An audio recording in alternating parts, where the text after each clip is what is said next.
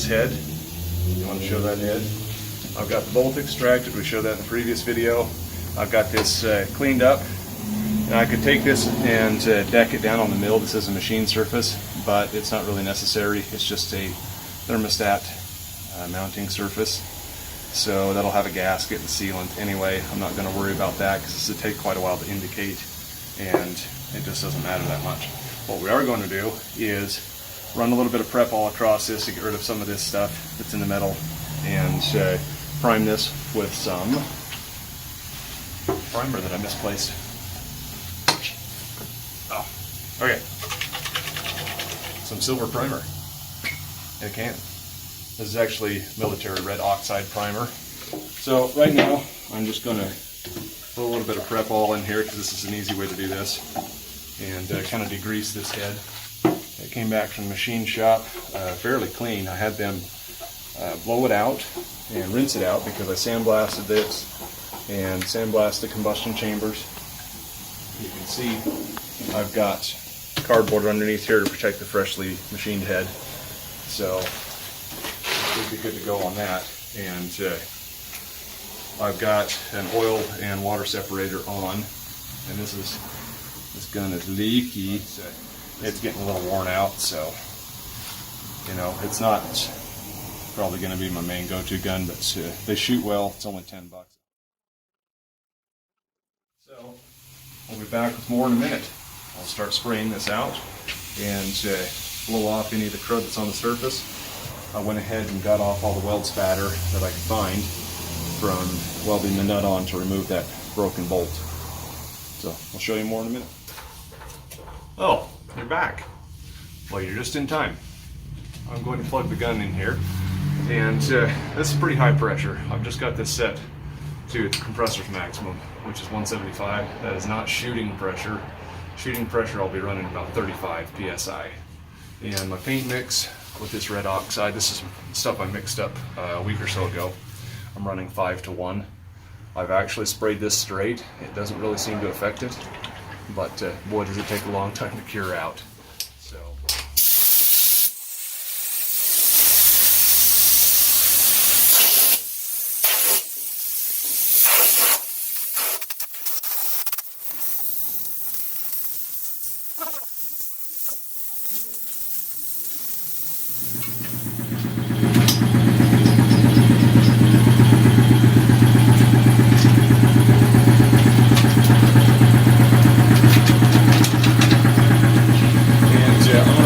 separator back on. This is disposable, so I don't really care. You know, I've used it a few times. It's still working well, so I do generally, when I'm painting, run one right at the compressor. So I got one at the compressor and one at my gun, and then I triple filter my paint. So this helps to keep all the oil and garbage out. You can see the pressure's way too high for this. I'm just doing this so we don't recontaminate the surface.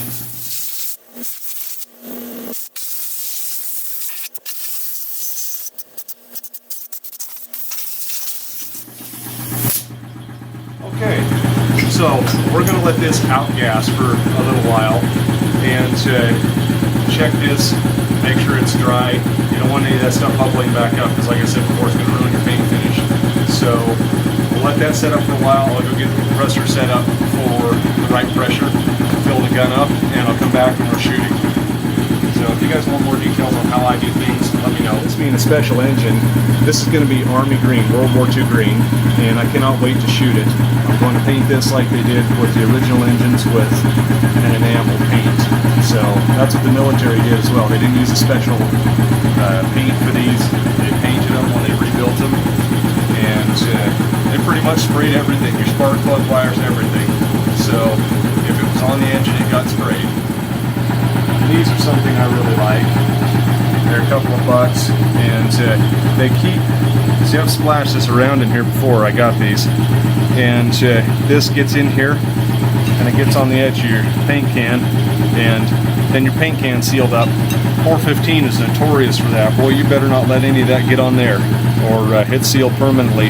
And then the bad thing about that too is, even if you wreck the can and get it open, if it's not sealed super tight because of that paint on there, then it's going to wreck the paint too. And I would suggest that you really don't fill your can too full, because you're going to end up wearing it. And you can see how that protects that in there. I love these. We're using Gerson filters. These are their Elite series, and when you're doing a filter, this is probably not necessary for this because I know this paint is clean, but I'm going to do it anyway because I have them and they're free. But if you look on here, you've got 125 micron filtration, which is awesome.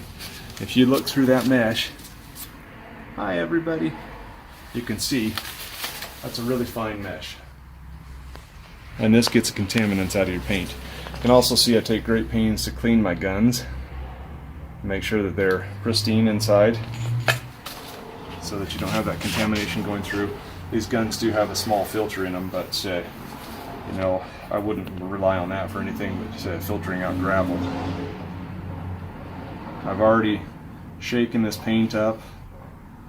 It's shaken, not stirred. I would stir it, but you know, I'm not going to do that. Not for this one anyway. Now that we've got that all mixed up here, just checking in my can here. That actually filtered out really nicely. I don't know if that's a bubble right there or what that is, but you can see we've caught something right there. And guess where that'd be? Right in your paint. This is what I've come up with. So this is a separate regulator, and I just preset that while on a job. If I'm going to paint this and then come back to it later, and I've got to use a compressor for other things, this filter never leaves there unless I'm changing it, and this never gets bumped off of my main pressure, so I've always got the same pressure. Pressure will determine your gloss and your finish on there, and how much paint you're laying down too. But what I'm going to do here, and this is just for sake of the video, normally I'd have the hose hooked up. You can see our pressure up here on the old gigantic Sailor Beal, and you can see my pressure here. This pressure is insanely high. Okay guys, don't shoot at 60 psi. That is not my working pressure, but it's even still high. The reason for that is because we were having some problems with some paint, and that was the only way to get the paint to work. That was old paint. You can see on this panel here, that panel, one of the pains in the butt. And I've still got to fix that and do all the paint on it, or possibly straighten this panel, which is another nightmare. And I'm not even sure I'm getting paid for it. Stupid me, huh? So what I'm going to do here, see if you can read this on here. So I'm at 60. I want my working pressure, so I've just plugged the gun in here. Normally I'd have the hose. So I'm going to adjust this down. We're going to go at 35 psi.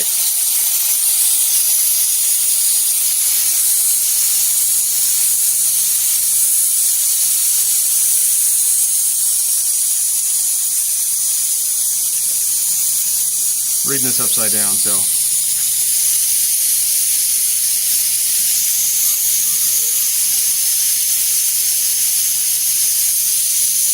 alright, that's about as high as I want to go.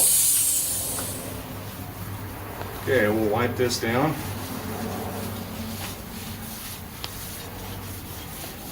Get all this dust off here from sanding and sitting in the shop. I thought I had this thing sprayed out really well when I had it hung, and came and looked at it a few days later, and I didn't. You can see on here all the stuff that comes off. These are just shop towels from AutoZone, but they actually work very well as painting towels, and they're really low lint. I haven't had a real problem with lint on it generally, but I'll take this and wipe it across here. So we'll do that in a second here once this is all dried. And again, in all these recesses here, all the little angles is where you're going to gather up all your dust and dirt, and sand and grit, and Oompa Loompas, you know.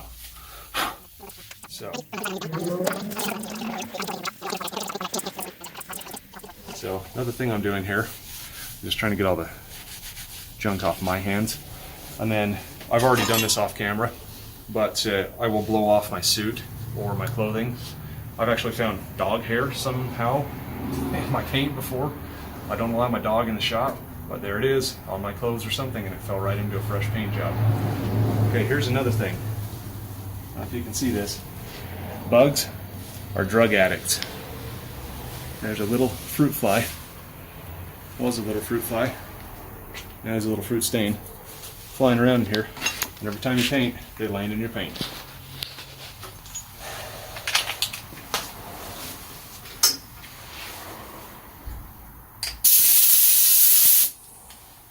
I'm going to shoot this in my hand because I've just got to spritz this.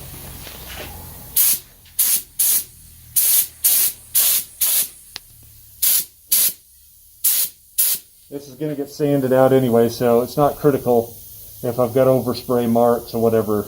It'll be fine. So just going to look in the light for anything I've missed.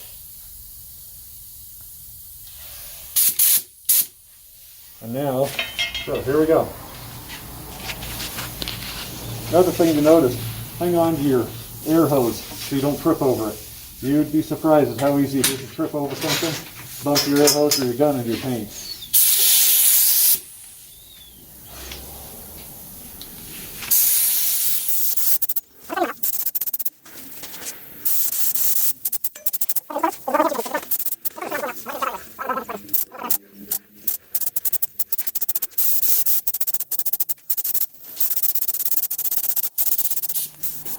We're just going for light coverage right now.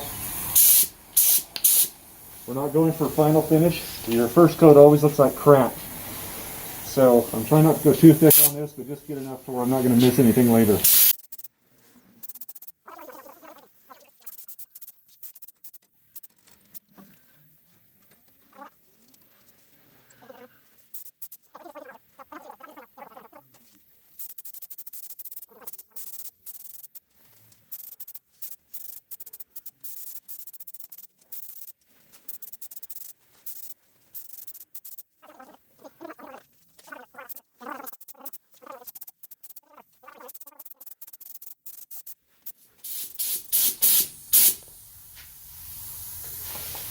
Okay, I forgot her.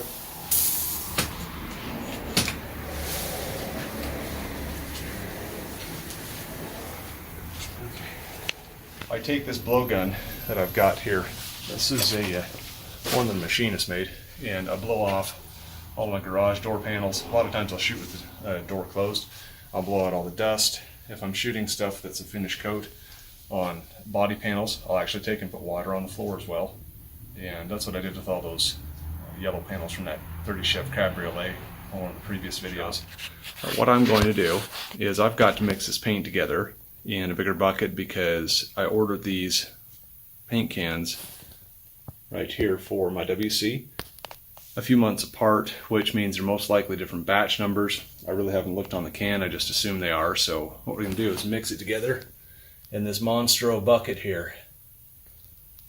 And that way, we'll have one uniform color for the entire truck, so we don't paint a headlight bucket and then come back with another batch and paint the other headlight bucket or something later and have them be wrong tone or wrong color. So, forgive my stuttering here. I've had very little sleep, and I feel pretty awful. But we're going to hit it anyway. All right, I'll try and do this on camera. I have not opened these yet. Well, that's maybe not true. Maybe I opened one of them a couple of months ago just to make sure it was actually green and, you know, not pink or something. Chartreuse.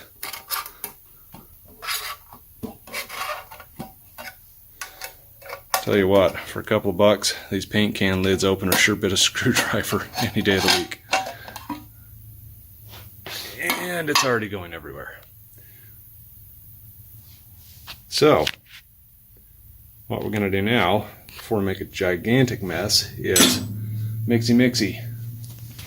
So I've got my drill here. I've cleaned this mixer off. You can see it's got the old yellow paint from that other Chev on there. We're going to try not to make a gigantic mess with this. I've got the drill on low speed. So let's see how we do. I need two hands to do this, so I'm going to do this. And then I'll cut you back in when we're pouring it into the paint bucket.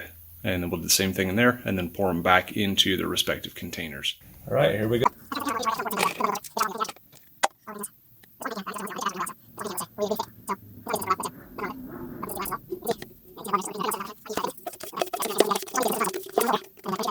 Okay, there's one thing I was going to mention on here I forgot earlier. This is how I like to do my paint.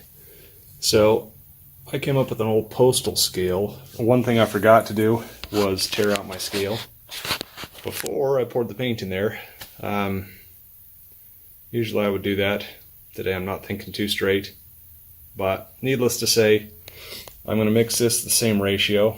So we've got 8 ounces. I'm going to mix this about 5 to 1. So we just divide that. Divide 8 by 5.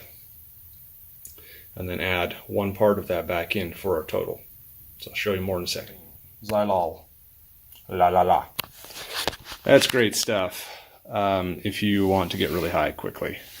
So this is going to be a bit of a mess here because I'm trying to film this. Our number we came up with is 9.6. So I'm trying not to spill this everywhere. I need another container. I don't have it.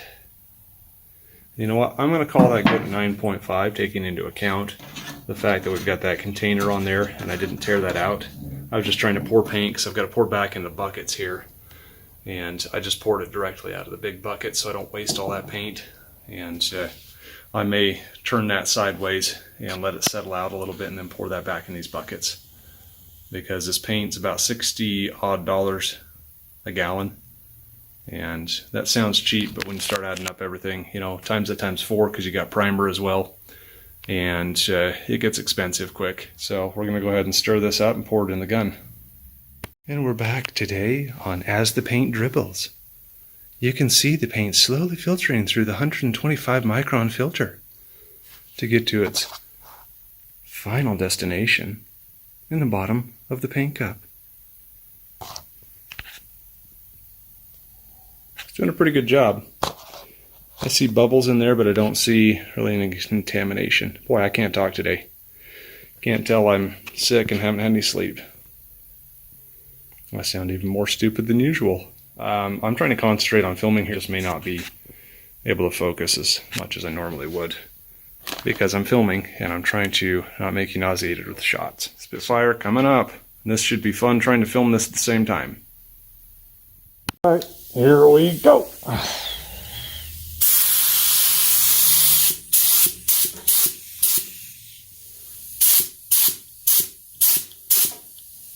Oh, that looks good.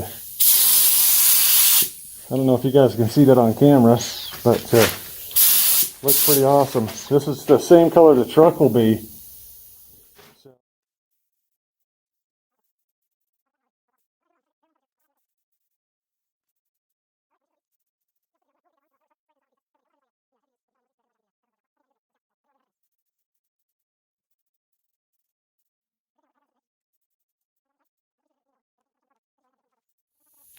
All right, well, I think that's going to take care of it for today. We'll let this thing set up. And as always, thanks for watching. Like, comment, subscribe. And this is Reaper signing off. This will give you a more consistent comparison. Flattened out nicely.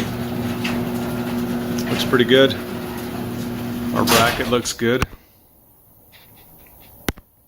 Focus. So I'm happy with that, and I shot these as well.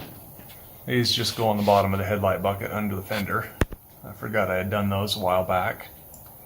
So I'm going to spritz them one more time, and we'll call it good. Hope you guys enjoyed this.